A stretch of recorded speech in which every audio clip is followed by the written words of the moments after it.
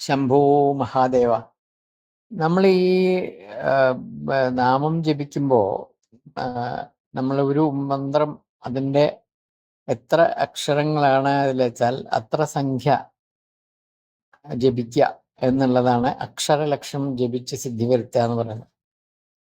അപ്പോൾ എൻ്റെ മന്ത്രം ഞാൻ ഇതുമാതിരി മഹാദേവന്റെ മന്ത്രം ആണ് ഞാൻ സാധാരണ ജപിക്കാറ്. അപ്പം അത് ഇങ്ങനെ സിദ്ധി വരുത്തലുണ്ടായിരുന്നു ഞാൻ പഠിക്കുന്ന സമയത്ത്.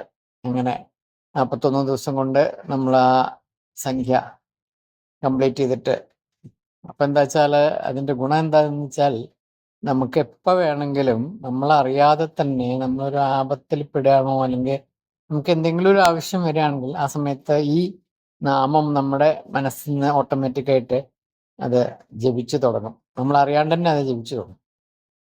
അപ്പോൾ നമുക്കത് പ്രൊട്ടക്ഷനായിട്ട് എപ്പോഴും നമ്മുടെ കയ്യിലുണ്ടാവും. നമുക്ക് നമ്മളായിട്ട് ജപിക്കേണ്ട കാര്യമില്ല. അപ്പം അത് കഴിഞ്ഞിട്ട് ഞാനിങ്ങനെ എനിക്ക് തലവേദന വന്നിട്ട് ഭയങ്കര തലവേദനയായിട്ട് ഞാൻ ഒരു ചികിത്സയിലായിരുന്നു.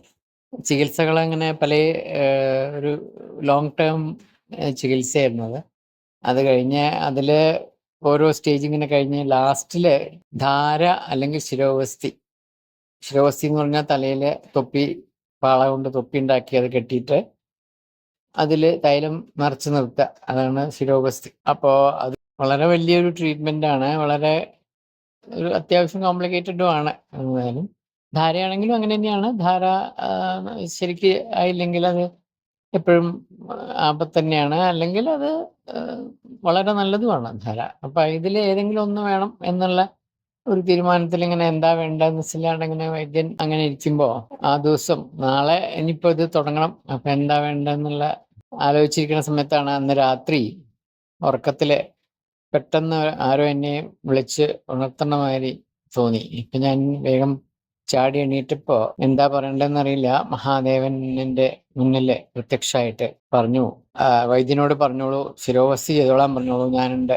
കൂടെ, ഒന്നും പേടിക്കണ്ട എന്ന് പറഞ്ഞ് വൈദ്യനോടും പറഞ്ഞോളൂ ഒന്നും പേടിക്കണ്ട എന്ന് പറഞ്ഞിട്ട് അങ്ങനെ അപ്രത്യക്ഷമായി.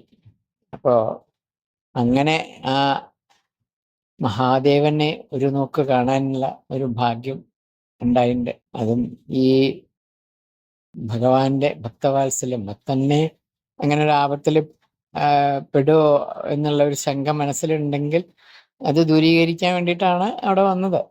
അപ്പോൾ അതാണ് അദ്ദേഹത്തിൻ്റെ മഹിമ. അപ്പോൾ ഓരോ ദേവന്മാർക്കും അവരുടേതായിട്ടുള്ള ഭക്തവാത്സല്യമുണ്ട്. അതിൽ ഇപ്പം മഹാദേവന്റെ ഒരു ഉദാഹരണമാണ് ഇപ്പം ഞാനിവിടെ പറഞ്ഞത്. അങ്ങനെ ഇനിയും എനിക്ക് പല അനുഭവങ്ങളും ഉണ്ടായിട്ടുണ്ട്. അത് വരുന്ന എപ്പിസോഡുകളിൽ നിങ്ങൾക്ക് കേൾക്കാവുന്നതാണ്.